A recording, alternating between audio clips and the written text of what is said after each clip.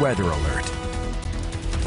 Storms lighting up the radar and lightning flashing all around the valley tonight. Strong winds are also blowing through different parts of town. A good evening to you. Thank you for joining us at 11. I'm Brian Loftus. And I'm Denise Valdez. We have live team coverage tonight with Ted Florindo in the Weather Center and Shakayla Alvarenga and Brittany Edney in different parts of the valley. We start with Brittany Edney tonight near Decatur and Alta, where the winds have wreaked havoc. Brittany? That's right, Brian and Denise. That 40 to 60 mile per hour winds that blew through the valley earlier this evening, well, they've left quite a mark, including on this neighborhood where this huge, I'd say at least, I don't know, about 60-foot tree was uprooted and is now laying across the street. Check out that root system, though. That thing is huge. It's literally bigger than I am. And I talked to one of the homeowners over here, and luckily he said no one was hurt. But just peeking through the branches you can see that an SUV was clipped on the backside.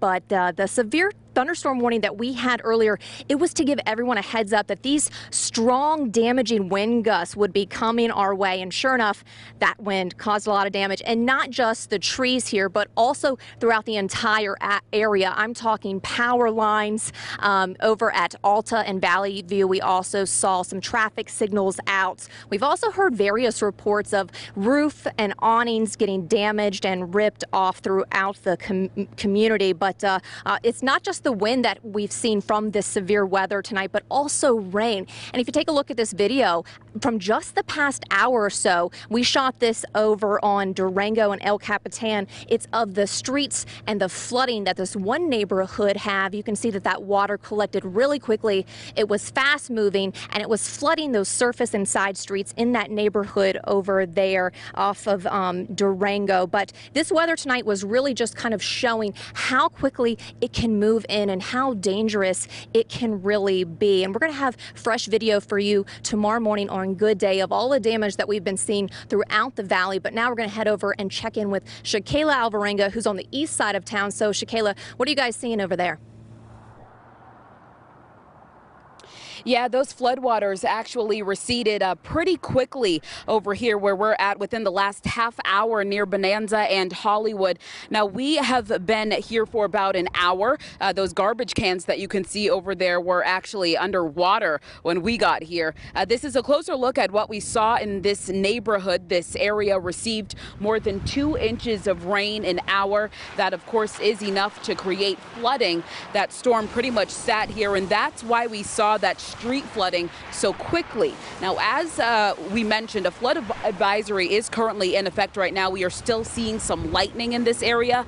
The east side, it was hit pretty hard. We have been tracking this storm through our 8 News Now app, and that's why we came to this location back out here live. There were no reports of any significant flooding, but of course, if you see anything in your area, you can always reach out to us. Reporting live, Shakayla Alvarenga, 8 News Now. Ted, back to you. Shakayla, thank you very much. Of course, the Flood Control District doing a great job because the waters recede fast, even though we have that tremendous amount of rain in less than an hour. You get 2 to 3 inches of rain in less than an hour, you're going to have some rapid flooding. Here's the latest. One cell right now just past Sky Canyon, which is right here, now into an uninhabited area. Thankfully, lots of lightning strikes there. As we take a look at the valley, still some showers now up near Lotse and 215, out here near Lone Mountain as well, but the valley remains quite dry right now. Up at Apex, getting some storms right now. But again, that is an uninhabited area. One spot that I'm really watching.